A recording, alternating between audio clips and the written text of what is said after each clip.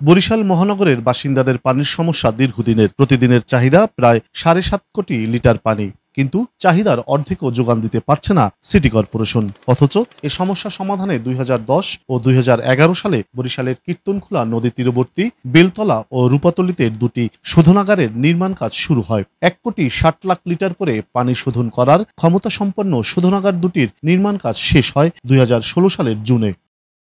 নানা জটিলতায় 2018 সালে বিদ্যুৎ সংযোগ দেওয়ার পর কিছুদিন পরীক্ষামূলকভাবে চালু করা হলেও কিছুদিনের মধ্যেই তা বন্ধ হয়ে যায়। সেই থেকেই ওয়াটার ট্রিটমেন্ট প্ল্যান্ট দুটি পড়ে আছে অকেজো অবস্থায়। নগরবাসীর অভিযোগ, কোটি কোটি টাকা ব্যয় করা হলেও এর থেকে কোনো সুফল মেলেনি। এমন বাস্তবতায় প্ল্যান্ট দুটি দ্রুত চালুর দাবি বাসিন্দাদের।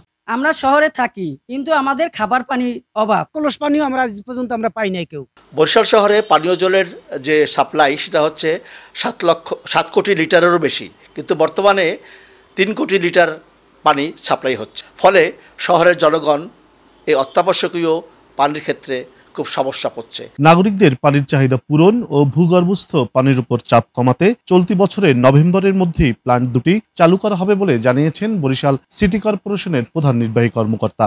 আমাদের টার্গেট হলো যে রূপাতলীতে আমরা অক্টোবরেই চালু করার চেষ্টা করব, আর পরের মাসে হয়তো আমরা ওই বেলতলা যেটা এটা পরে আমরা শুরু করবো।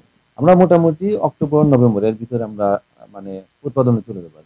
বিশুদ্ধ পানির চাহিদা পূরণে শোধনাগার দুটি সংস্কার করে দ্রুত চালু করার দাবি নগরবাসীর।